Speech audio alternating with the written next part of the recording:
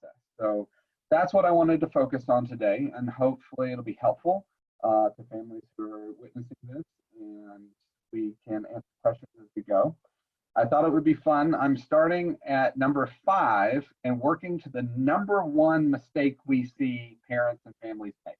And I say parents and families because a lot of families are, the mom and dad, or the mom and mom, or the mom and grandparents, or whoever, aunts, uncles, whoever's involved in that unit. There's this whole process where the family is creating and is a part of the sequence of a transition itself. So let's get into it. We're going to start with number 5 and work our way down. I'm going to create a pause after the first 5 and 4. We'll pause for questions. 3 and 2, pause for questions, and then I'll go with the number 1, and we'll finish out with any questions that are left over. All right, so common mistakes that create failure. Number 5. This is a huge one. And remember, I'm only focusing on the top 5, and these 5 are almost universal. We see it happen at some point during the transition process for almost every family that's there, these 5. Too much too soon is the number 5 thing that we run into. And what we mean by this mistake is that at some point, and sometimes it's the kid gets out of the car and walks into the house, and at this point, the parents or the family start handing them pieces of their life. And to us, to the parents, to the family in that situation, it's really focused on recognizing that when you hand the kid the car keys or the cell phone or the computer or access to friends, or just focusing on the different relationships within the family, access to cousins or grandparents or whoever might be there, the number 1 mistake that we start to recognize is that each kid, each adult, each college student, whoever they are, they have a threshold of tolerance for being able to maintain the level of flexibility and the level of managing their life. And for each one of them, that level is very, very different. So some kids can come home and be handed schoolwork and a cell phone and start to manage that and do so in a way that it's not creating overwhelming anxiety or stress. However, for some kids, to give them, access to school, real school, and a cell phone can be almost detrimental because they get sucked into the cell phone and the different social media apps, or et cetera. And that's another piece to it, is some kids can take their cell phone and have access to the phone and text, but there's no apps on the phone.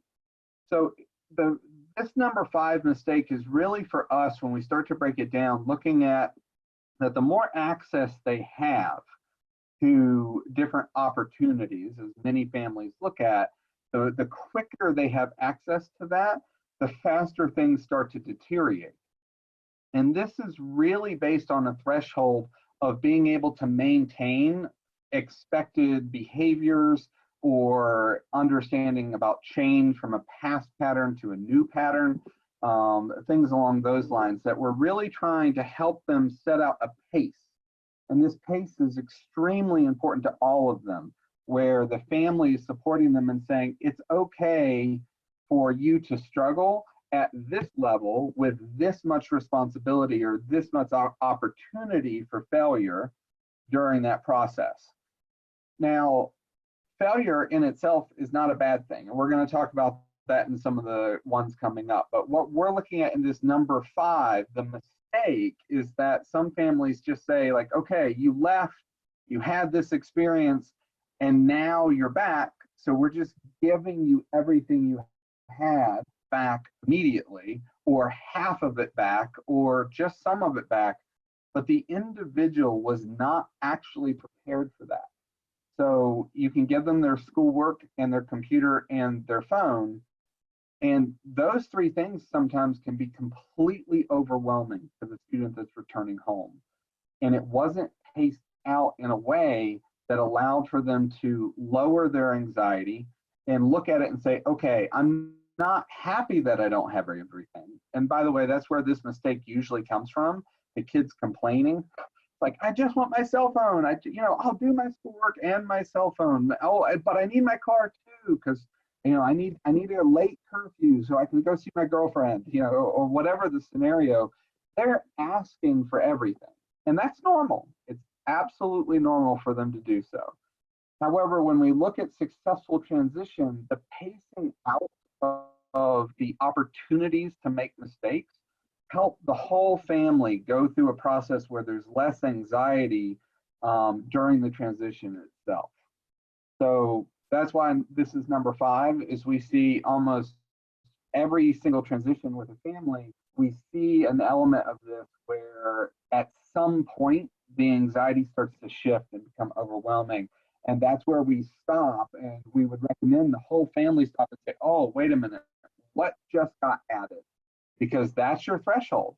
Whatever they had before was manageable, and then they just added something else in. And this can be a person, place, or thing. Okay, so they have a later curfew, and things start to waver and fall apart a little bit. Or now they have Snapchat on their phone because they just got that app, and now things are falling apart. And it is that simple sometimes. Sometimes it really is looking at it and say, oh, well, we just added this 3 days ago, and we're starting to see these things slip, and it's becoming unmanageable.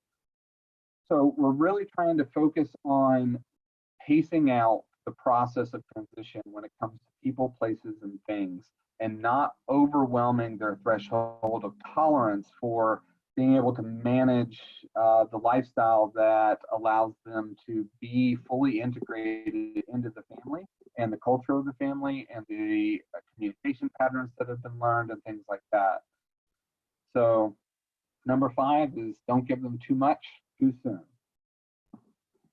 So this is going to lead into number 4. And I want to explain this a little bit because of the title. Some people go, whoa, hold on a second. We're looking at human behavior with this mistake.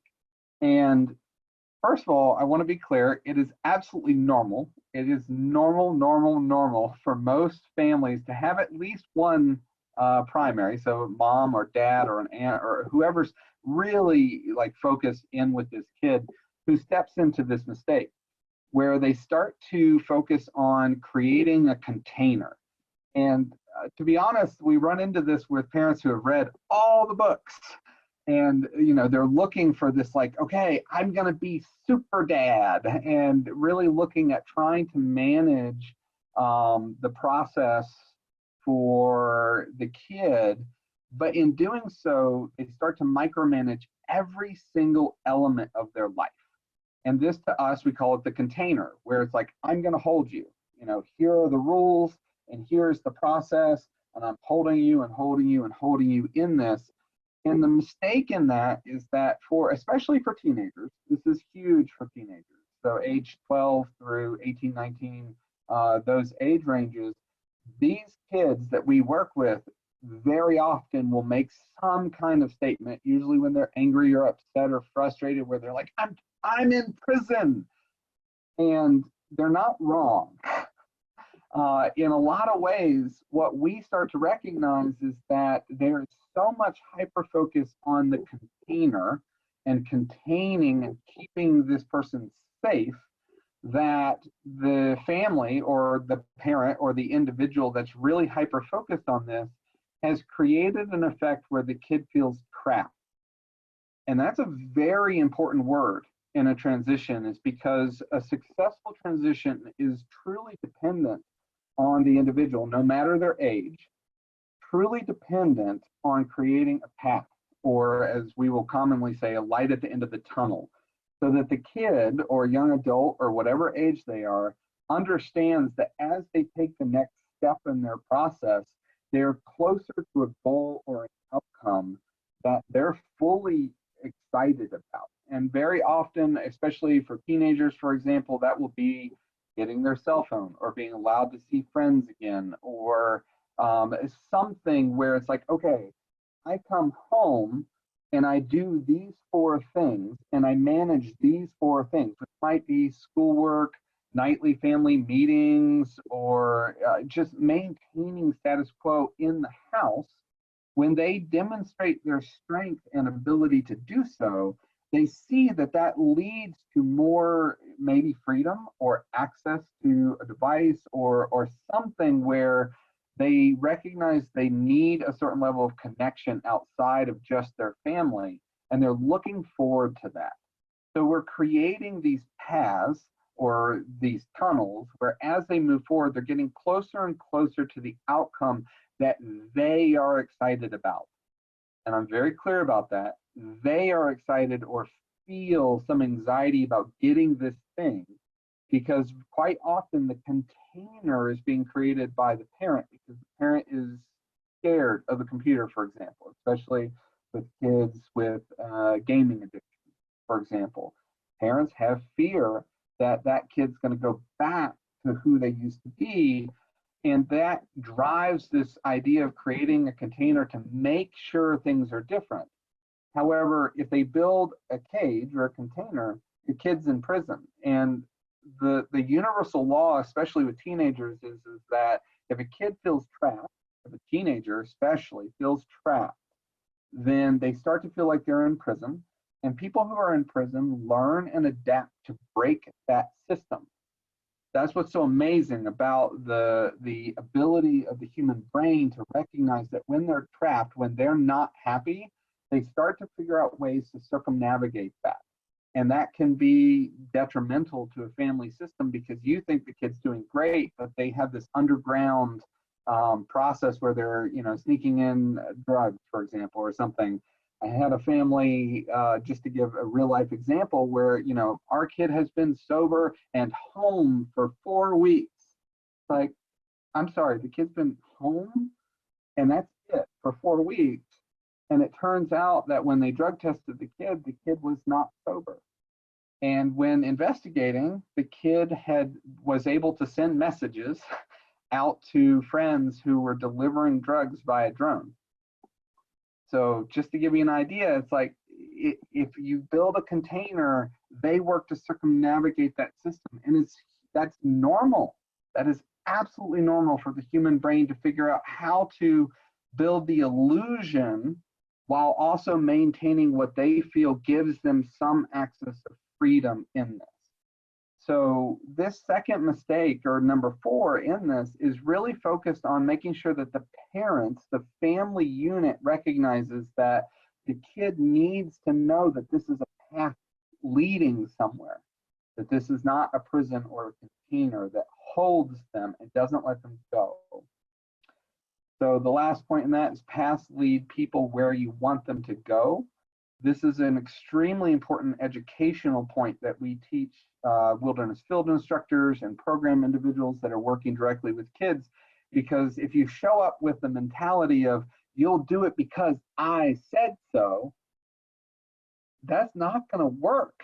It doesn't work long term because it becomes a focus for the kid to see within that process that they're not participating, they're being told and not participating, which is one of the elements of the prison mentality within a transition.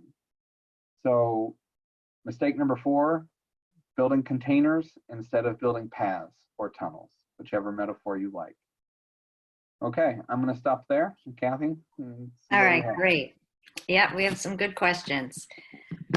Okay, the first one, my child's wilderness therapist says she should go on to a therapeutic boarding school, but our income is practically nothing now and don't know if I can afford it. Can she come home and then if things don't work out, we take a loan and then send her? So within that question, I'm always going to refer you to your consultant first, because whether or not the kid is going to another program or coming home, there is a process there where the consultant can help navigate the different points of maybe. There are some boarding schools that I'm aware of that they don't take kids who straight from home. They need to be reset and centered and stabilized before they come, things like that. And that really is dependent on where your child might be recommended to go. And I understand about the budget pieces, especially now with Corona, et cetera. And I know a lot of programs are being flexible and trying to help as many families as possible.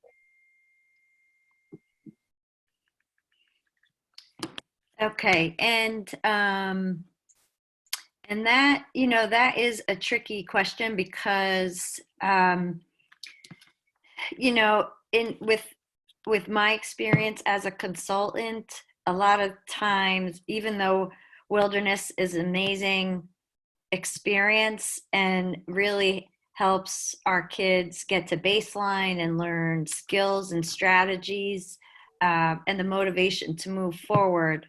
Um, I don't have many clients that can just go to wilderness and then go home because you need to go to a place with support, like a therapeutic boarding school and real life experiences, because there's peers there and school and homework, and those types of schools give you the support you need to practice and continue learning the skills that you started in wilderness.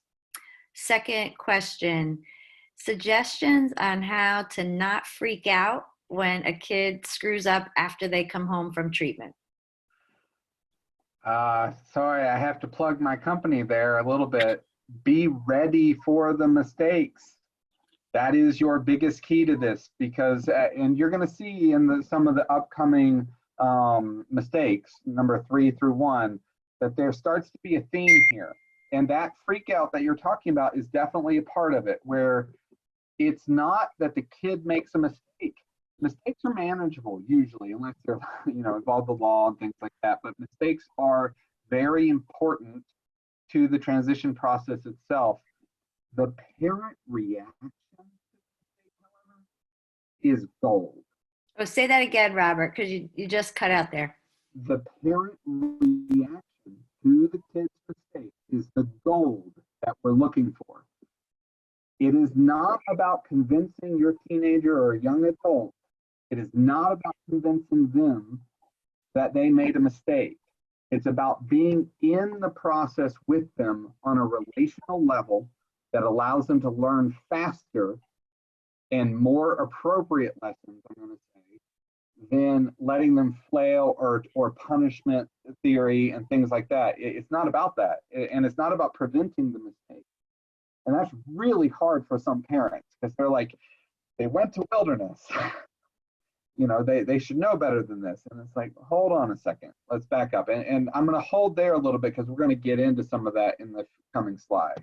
All right. And can you, if you don't mind, Robert, just say, are you saying like you want the parent, so it's a little bit of letting them fail, but creating a path and hopefully a transition plan, a really good home contract? If you could just, you were saying really important things and it was hard, you were cutting out a little bit. Okay. Yeah, so they're going to make mistakes, number 1. Number 2 is the mistake isn't what's going to help the transition be successful. The parent reaction to the mistake is everything about making the transition successful. Because number 1, kids going to make mistakes. You will not prevent that. You cannot prevent that. It is a part of the transition. It's going to happen. Now, from that, you step into being prepared for all of these pieces. And Kathy, you said like a home contract, etc. I'll plug in there that there's 2 mentalities to home contracts in our industry that I'm aware of. There might be more, but what I am professionally aware of is there's 2 mentalities. One is a home contract that is very much, you know, here are the rules, sign this, agree to this, come home. It's a very old philosophy. It's been around since I started in wilderness therapy back in the 2000s. And what we run into with that is a mentality of the parents saying, here are the rules and you will follow the rules. Myself, our company, and a few others that I'm aware of have switched to a different parent empowerment model, where the parents say, here is the structure that you're coming home to. We, as the parents, are responsible for holding this structure.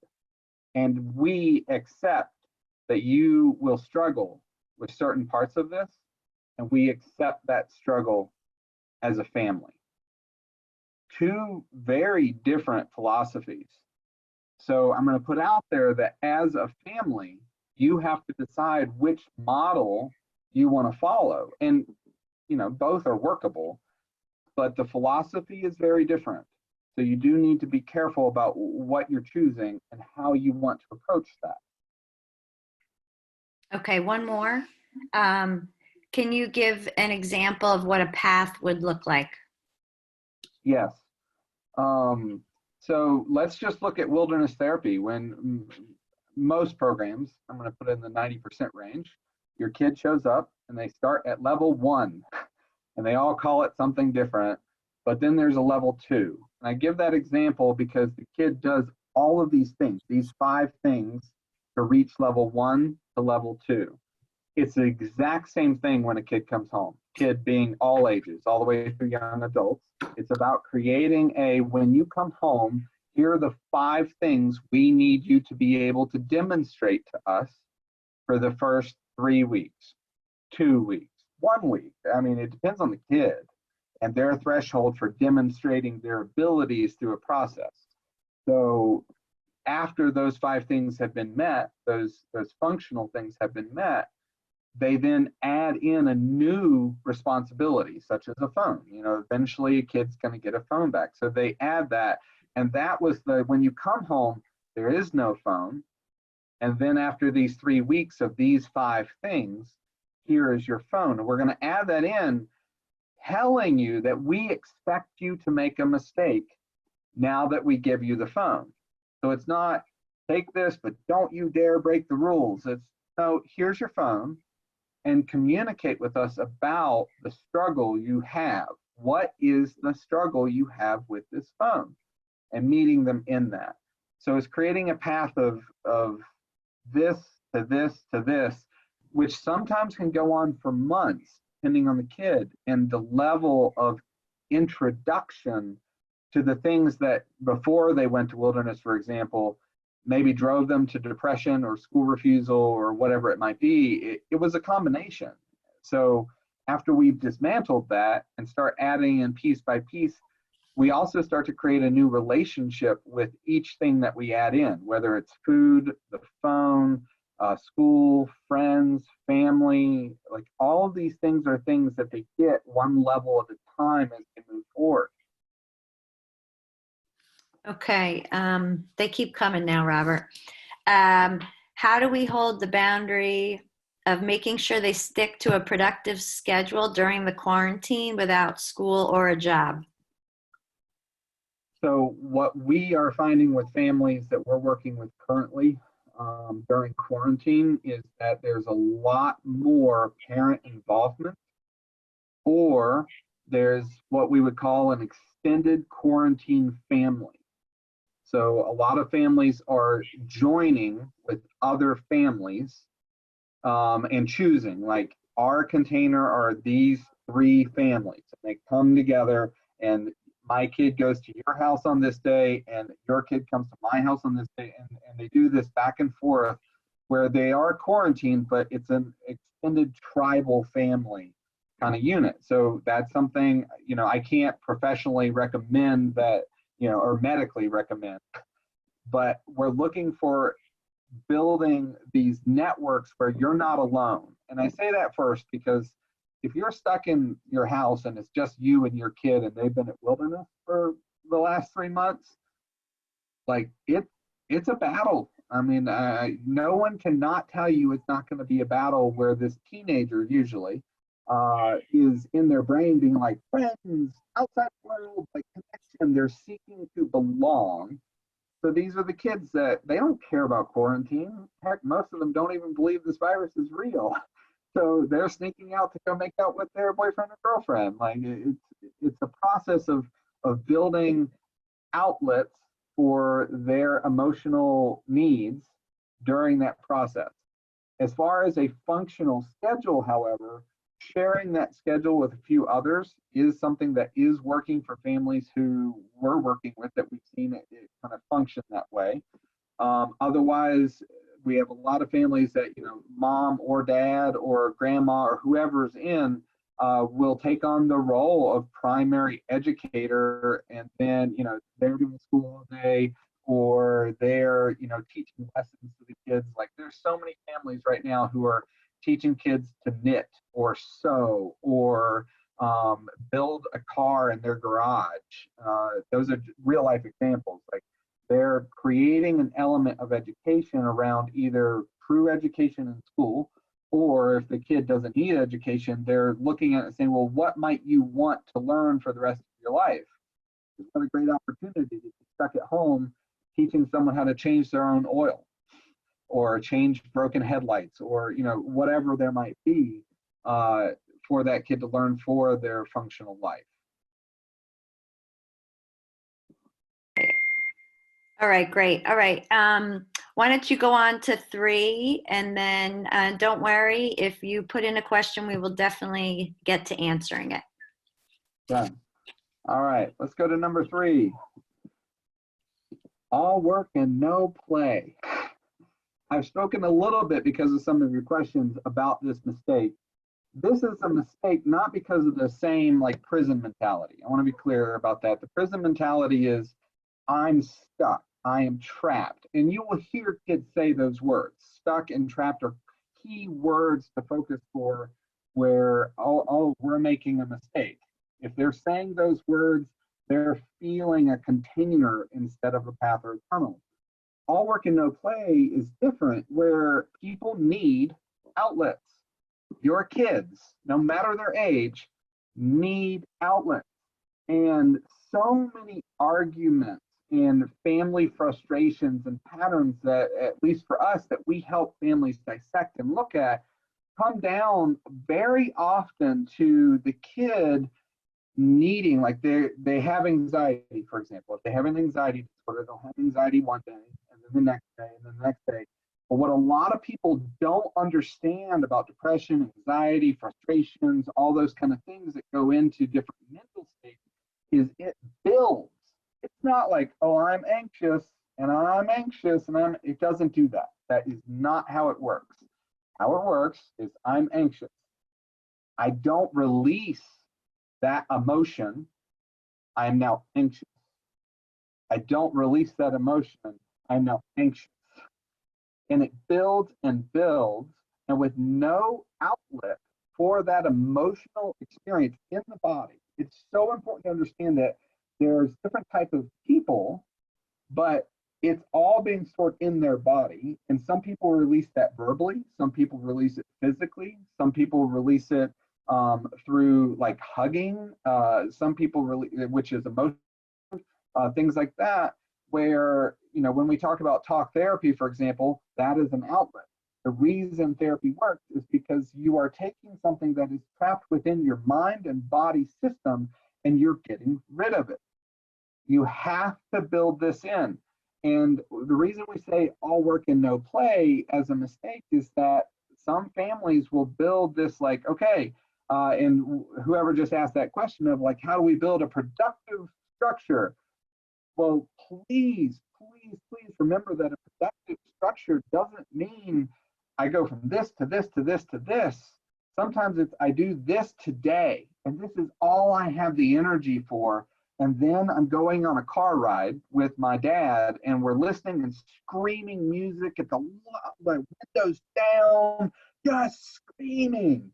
Or punching a punching bag in the basement, usually with the family member, because it becomes relational to express and do these things. For example, a kid that I worked with in the past, she was unable to express or create an outlet for her emotional experience. And when we really got into it, we got to the parents, and we're like, we don't, it's a little strange that this kid doesn't yell, doesn't like scream, doesn't break the rules, doesn't do any of these things. But then she explodes, absolutely explodes. And what we got back was that mom and dad both had patterns where when they got an emotion, any emotion, okay, they left. Mom got in her car and drove screaming to music, etc., and got it worked through her body, dancing, like, etc. And dad would go work out or write music or do these things, but they never, ever, ever did it with her. She had no idea that they had outlets that were a part of their life to help manage emotional experience.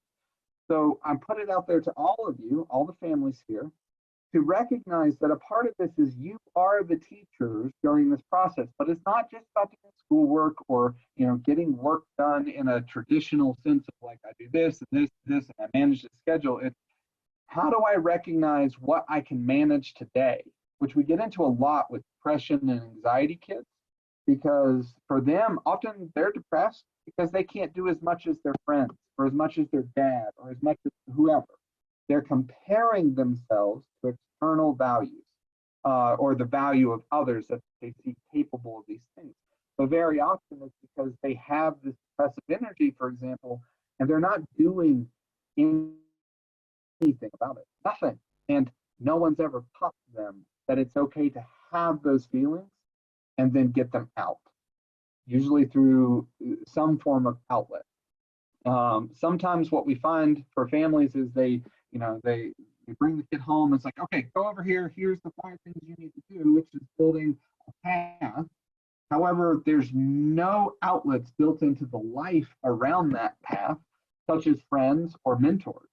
It's such a wonderful thing, something that's very commonly overlooked, to get this kid with someone who is not mom and dad or aunt and uncle. Like, this person's not family. And this person picks them up and they go to a movie and a coffee shop. And sometimes parents be like, well, we're paying this person to hang out with their kid. Well, it's basically a life coach. This kid gets to go complain about you all day with this person who has nothing to do with you. And they're not going to come home and tell you everything they're mad about. It's not therapy. This is different. And what they're running into there is that was an outlet. So in reality, what you're doing is providing your kid with a healthy relationship where they can express and spew, and there's no kickback at all. So within that, what I need you to hear is that it's okay to plug in play, relationship, different activities, mentorship, some friends that plug in. Sometimes you have to be a little strict about what they can do. Like, that friend can come to your house but they can't go anywhere, in the beginning. And then it grows from there. You build in these opportunities for them to grow. However, the lesson for every single family in this mistake is this: if you're only working on work, you're only working on eliminating behaviors, maybe getting schoolwork done, your only focus is on that, you're going to see your kid collapse. It's going to happen, which can be anxiety driven, depression driven, anger driven, runaway, school refusal. You're going to see it happen because you forgot to build in working on your relationship. You forgot to have them have the outlets, but also when they come home and they're in the kitchen with you, you're meeting them emotionally in the conversation about anything, about music they're listening to, about schoolwork, or etc. But you're not asking them, what did you get done? You're meeting them in the emotion that came up in the work they were doing for that class, which is a skill. We train field instructors how to do it, which is why in the first 24 hours, we can adapt and build rapport just absolutely amazingly fast with these people. So many families have, talked to me over my 17 years where they're like, wilderness, it was amazing. Our wilderness therapist was amazing. Our kids, etc. Some kids don't, but most of them come out with this almost like godlike view of the experience they had. I always try to push it back on that family and say, well, just remember that all the people, the entire community of people working with your kid while they were there, they were trained to do that. It wasn't magic. It's not magic. It's skill. So keep that in mind, that as you plug in and you build this idea of your kid being home and the work they need to do, that you have to plug in outlets, play, and your relationship with them. Those are the 3 primary focuses during that process. All right, going on to number 2, structure fatigue. So we're looking at age groups, 12 to 25. Within those age groups, everyone, typically, unless there's a mental health issue or something really stopping it, everyone is designed in the human brain, at least, to operate really well within a structure. This is a social structure, religious structure, family structure, whatever. It doesn't matter. We're looking at constructs. We are designed to connect with other people, to be within a system and to learn that system so that we are heard, accepted, loved, taken care of, feel purpose, like all these things that release these wonderful feelings of joy and family and connection during this time. However, they need space and reminders of why this matters. And this goes into some of the questions that some of you asked before. This is where mistakes become important. Because if you put someone who's 15, 16 into a structure and you try to minimize their mistakes, you're actually removing the opportunities for the human brain to recognize when they trigger a negative effect.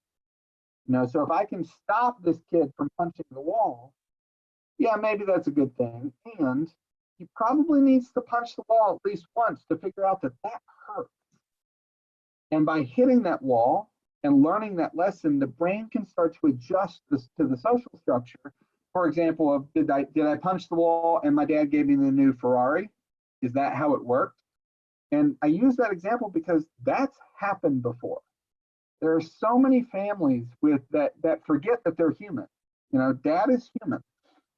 And what that means is that if dad gets triggered into a trauma loop or result for him, and his whole thing is, oh, just give him whatever he wants so that he doesn't hurt himself, because he's trying to save or be with his son. But his way of doing so is to give, then you start to see a rescuer pattern.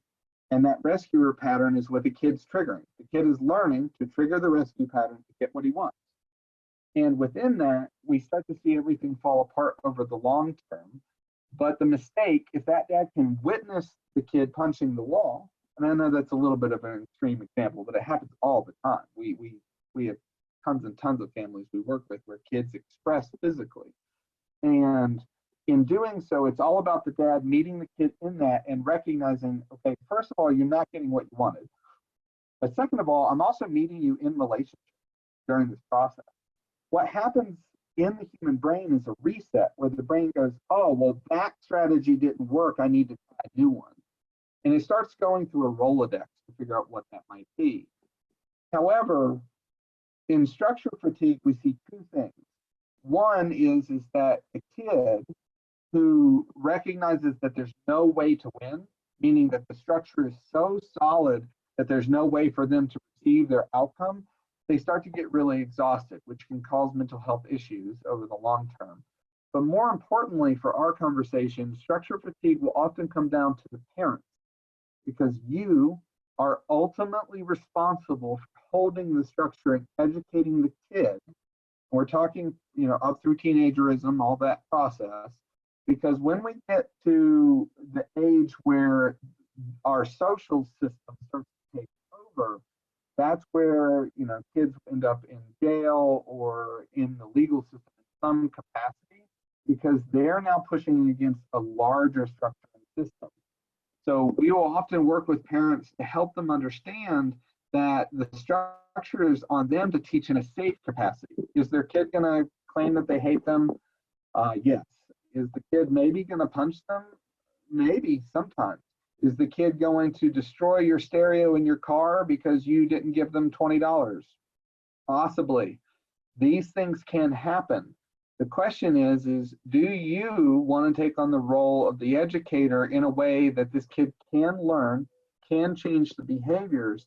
However, they're also not going to prison yet. Some kids, as we've seen in society, they go through a process where they push against the system, but they're not learning as fast as others, which can come from a mental health issue or educational issue, or honestly just trauma. A lot of it is, the brain switches off and runs a pattern, and it just keeps doing that, which requires treatment. But within this, for structure fatigue, I want you all to hold on to that the kid needs to be allowed to make mistakes. Needs, not, you should. I'm looking at this from a behavioral standpoint. Kids need to make mistakes. It's your reaction that creates the educational option in that process. Understanding mistakes and having a healthy process for discussing them are critical to the process. What I mean within that statement is no judgment from you. It is not necessary, even though we do it, I'm a parent as well, we all fall into this moment of like, oh my God, you did that on purpose to hurt me, taking it personally, or judging the kid, being like, I'm going to make sure that you don't just feel guilty, you're going to feel parent guilty, so that I know that you're learning from this mistake. Those kind of examples that exist. So just focus on understanding that the structure itself will start to fall, especially if we don't focus on understanding that the mistakes are necessary. From a transition point of view, the last thing I want to say is that breaks in structure are critical, critical, critical. You can't take a kid into a structure and be like, this is your life forever. That starts to feel like prison. We can link that to the other one. So instead, we have to focus on, here's real life. We're teaching you within school, structure, work, all of these things. And then, oh, by the way, then on the weekend, we go canoeing as a family. Or then we have a vacation planned at the end of the month, or whatever it might be. But we have to put in breaks from normal life to recreational life. And in all honesty, that's also one of the magical keys of wilderness therapy, is that you remove the individual from the structure they're used to and put them into an alien environment with new social systems and communication systems. Like, you literally interrupt everything about their life. And that's one of the magical pieces of why wilderness works. You unplug them from the structure that's been breaking down and put them into a new one. All right, we're going to pause here. Kathy, what do we got? Okay, I think just because of the interest of time, I want you to do slide 1, and then we'll do questions. Just think, so people aren't left hanging, wondering to know what the number 1 is. And then we'll Sounds good. All right, number 1. This is the biggest mistake that families make. Okay, and again, this is coming from my professional experience and my whole team at the Experiential Healing Institute. These 5 things are the biggest things we run into. This is number 1, the biggest mistake families make. Expect the person, the kid, to be different.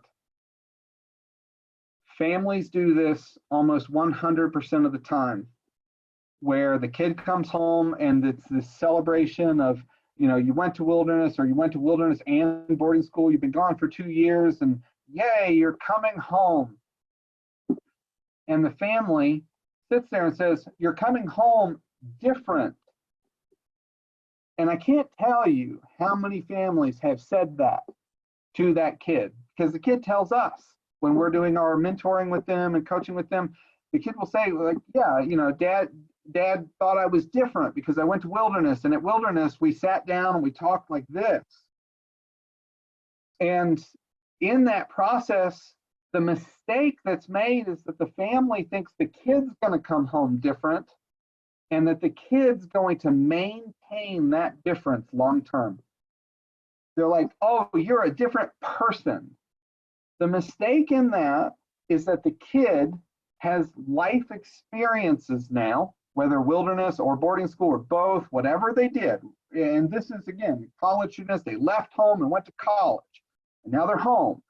What happened is they left and they got this life experience that created opportunities for change, belief systems change, behavioral systems change, like all these things change.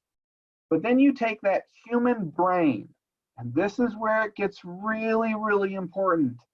is that you can take that human brain that is programmed to live in that wilderness group, and in that wilderness group, they can talk like this and cook like this and problem solve like this, etc. All these things that it's learned to do. You can take that kid after 12, 15 weeks in wilderness, plop them out and drop them back at home. And you've taken a brain without a fully formed prefrontal cortex, which we can do a whole other presentation on.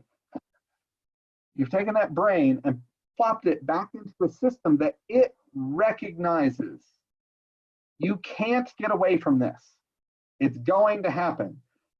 The bedroom is the same color it always was. The couch is in the same place it always was. You're driving the same car.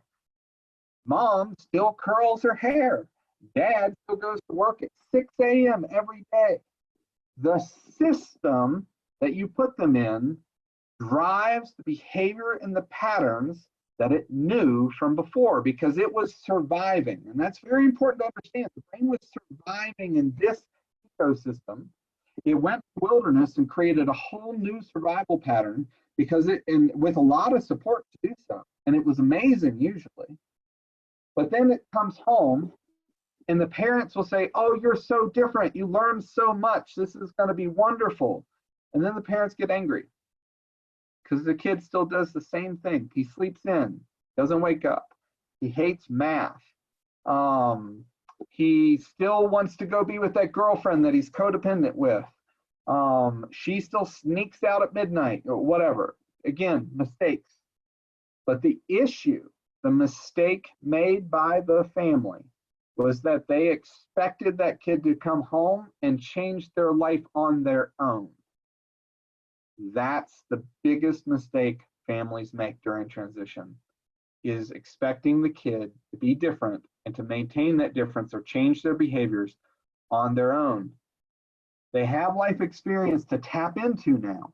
That's the key, is to tap in and bring those lessons to the old environment and incorporate those lessons into the new home, the new being home. And the parents are ultimately responsible. And I say this without any regret. The parents are responsible for that transition from here to here, bringing those lessons over and encouraging the same behaviors and changes and communication techniques and health and lower anxiety and depression, like all of these things, bringing that over here. The container, the environment needs to change. And this is done in a lot of different ways and is a huge part of creating that transition plan for families to go into. But it's focused on the parents recognizing some of their stuck patterns, where they will say things like, wilderness should have fixed them. True statement. I've heard that tons and tons of times. Why can't they just stop this? You know, their parents are triggered. You are triggered, not the kid. The kid's being a kid. You are triggered because you're scared that nothing's changed. However, you can step in and help that change occur. It's not my problem, it's their problem. Heard that one a lot too. It's also not true. They're yours. They are your son or daughter or other, and they live with you. And if you want them to live with you, then you are a part of the system that is triggering behaviors and changes, etc. at home. So you are contributing whether you like it or not, because you're in the same ecosystem or behavioral ecosystem as this kid. Then we get into things where we start to see patterns around how you were raised. Like, you know, I'll make them, I'll make them follow in line, very authoritarian approaches that come usually from frustration. Within this, I'll say the systems and patterns are unique to your environment and social group. You are all part of the process of change. That is the subset where when you learn how to help the transition from here to here, when you do your work to recognize that your son or daughter or other will trigger you, it will happen. It is an opportunity for you to grow, adapt, and change. A part of that, which I'll throw out for free, recommendation. Start looking at how your parents raised you And when you do so, start looking at how your son or daughter or other will explain to their children how you raised them. And we start to usually, in most circumstances, not all, but we start to see that, yeah, you probably were like, oh, I would never do that like my mother. But you did take the same idea, you just changed it. Yeah, you don't say it like your mother did, but you're doing the same pattern. So a lot of this of the number one mistake is this. Recognize that you're a part of the ecosystem. It's your work to maintain that structure, because a kid, especially a teenager all the way through 25 years old, may not have a fully formed prefrontal cortex, which is where a lot of that problem solving and ability to create patterns and structure for survival come from. So we're really looking at expecting this kid to come home, but instead of expecting them to be different, the key here is don't expect them to be different.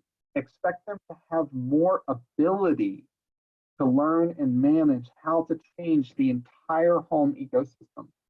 And that's where success will come from.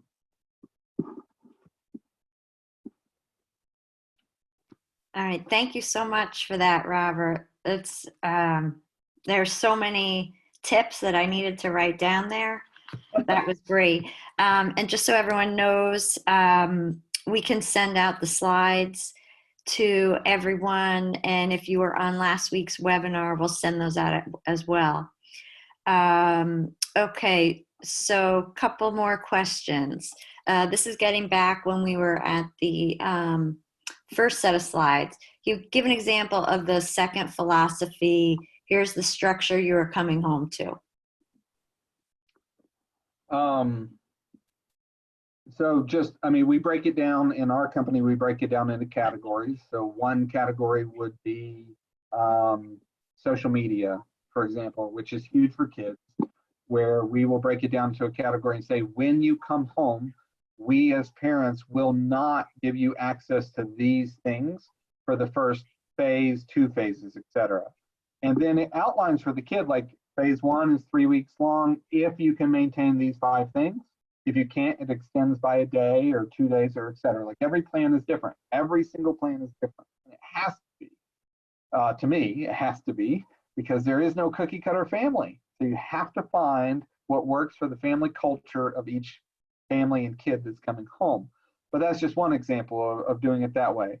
Other things, other categories are around family time, school, you know, what's expected from the kid every week, going to therapy or not, all of these things where the family is saying, you're going to come home and here's what it's going to look like. Like some will even write out a weekly schedule.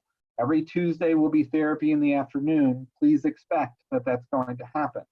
Again, it's not you're going to like going to therapy, you know, on Tuesday afternoon. It's not that. It's when you come home for the first 3 weeks, this is what will happen. This is kind of what your life will look like.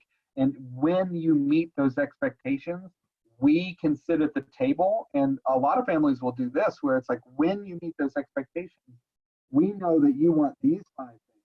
So after you've done that for 3 weeks, we'll sit at the table and you get to choose 2. You get to choose which 2 we start with to add in to the next 3 weeks. And again, it paces it out and creates that path for them. Great, thank you. Okay. Next is someone asking, so their child is home from a treatment center or therapeutic boarding school, and like refusing to do their work while they're at home, wanting things to happen when they want them to happen, you know, not wanting to follow family rules. What do you do with that?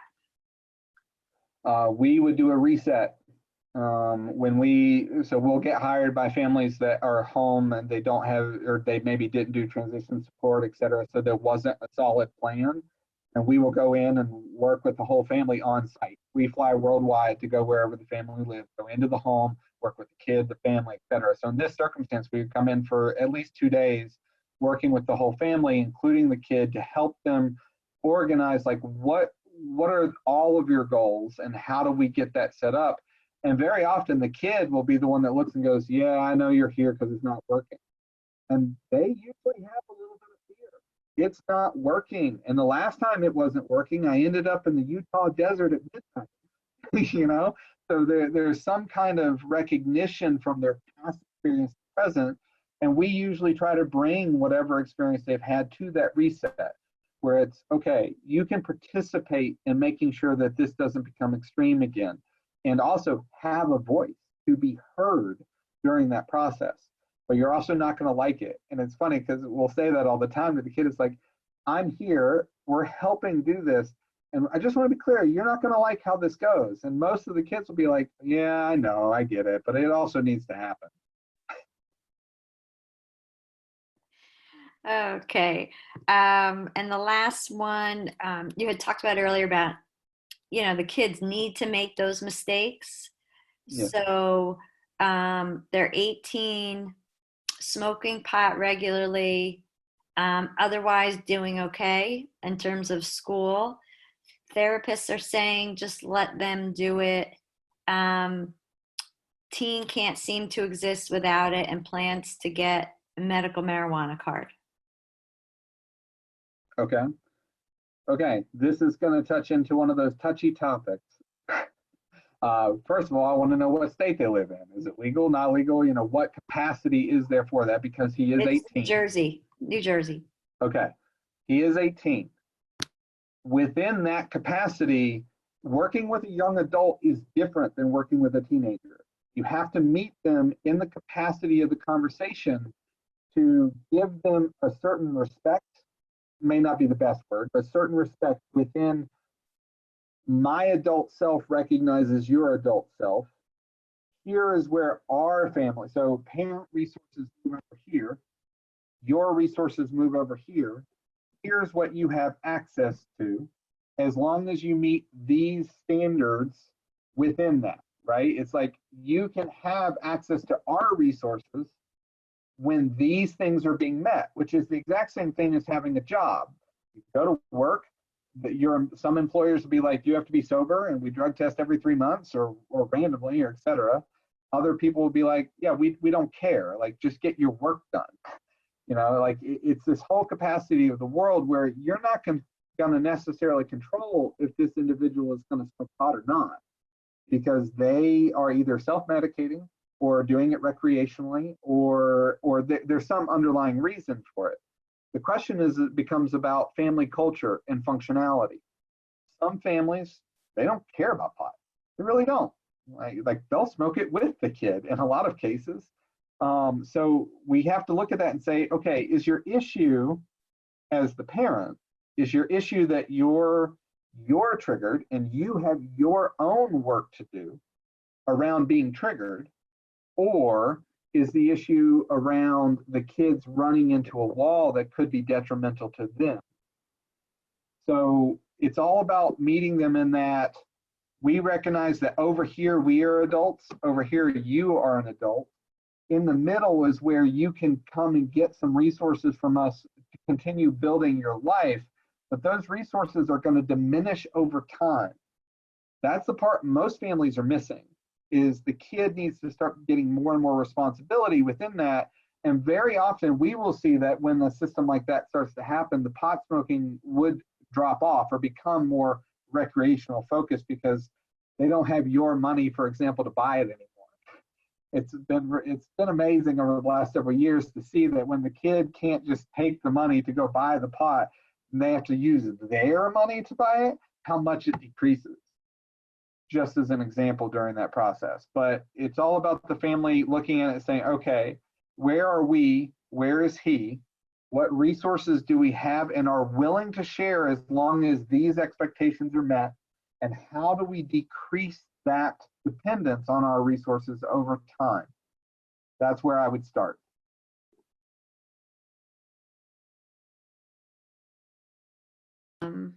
Thank you so much, Robert.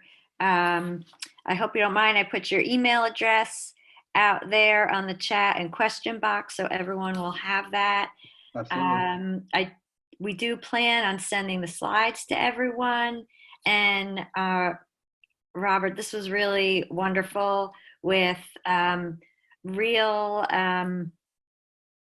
real-time strategies and skills and just thoughts for people to think about when their kids are coming home and to work in that transition plan. Absolutely. So thank you so much for your time. I appreciate it. And thank you everyone for joining us tonight. I appreciate you taking the time with us. So thanks everyone. Have a great night. Absolutely. Thank you.